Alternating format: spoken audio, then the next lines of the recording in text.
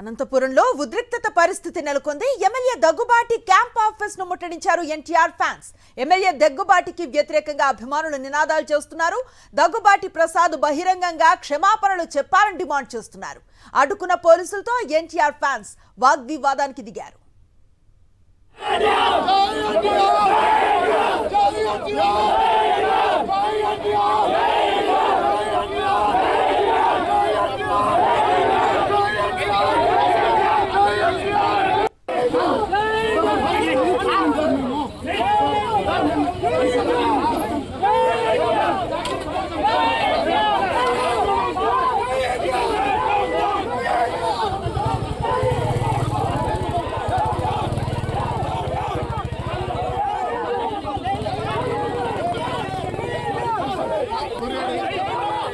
బహిరంగ క్షమాపణ చెప్పాలని మేము డిమాండ్ చేస్తున్నాం. ఫ్యాన్స్ గా వారం నుంచి వేచి చూస్తున్నాం.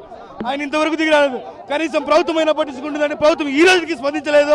ఏదో 4 రోజుల మధ్య పత్రిక కేసు పంపిస్తుంది.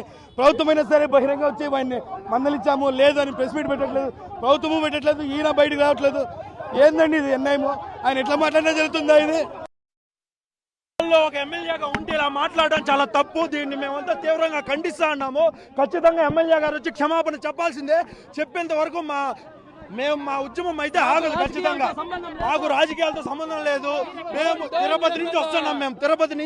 మేము 2 రోజులు సమయం ఇచ్చి 8 అవర్స్ సమయం ఇచ్చి బహిరంగ క్షమాపణ చెప్పాలి దగ్గుబాటి ప్రసాద్ గారు అని చెప్పి మీడియా ద్వారా తెలియజేయడం జరిగింది. చెప్పిన టైంకి క్షమాపణ చెప్పలేదు కాబట్టి ఈరోజు మేము ఆ రోజు చెప్పినాం. మీకు ఇచ్చిన సమయంలో మీరు క్షమాపణ చెప్పకపోతే మేము ఇల్లు ముట్టడి చేస్తామని. ఈరోజు ఆ ఉద్దేశంతోనే మేమందరూ అభిమానులందరూ వచ్చి ముట్టడి చేయడం జరిగింది. మేము పార్టీకి వ్యతిరేకం కాదు, తెలుగుదేశం పార్టీలోనే మేమంతా ఉన్నాము. మేము ఎక్కడ కానీ పార్టీని బెదలు చూడలేదు. ఎన్టీఆర్ తెలుగుదేశం పార్టీనే. Urban MLA Daggubati Venkateswara Prasad junior NTR మీద అసభ్య పదజాలం వాడినందుకు ఈరోజు చెల అనంతపురం కార్యక్రమము నంద్యాల జిల్లా నంద్యాల నుండి వచ్చినాము.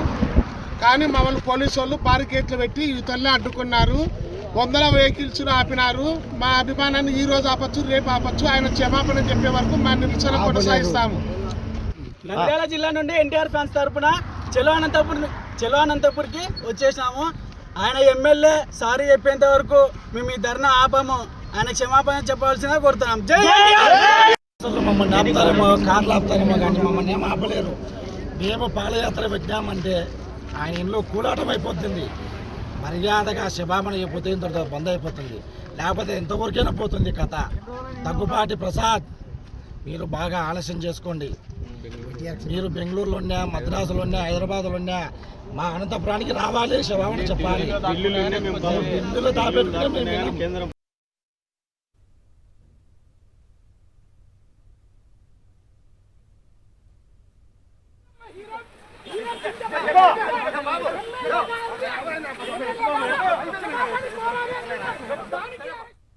అనంతపురంలో ప్రస్తుత పరిస్థితిని వివరించేందుకు మా కరెస్పాండెంట్ శివారెడ్డి లైవ్ లో అందుబాటులో ఉన్నారు.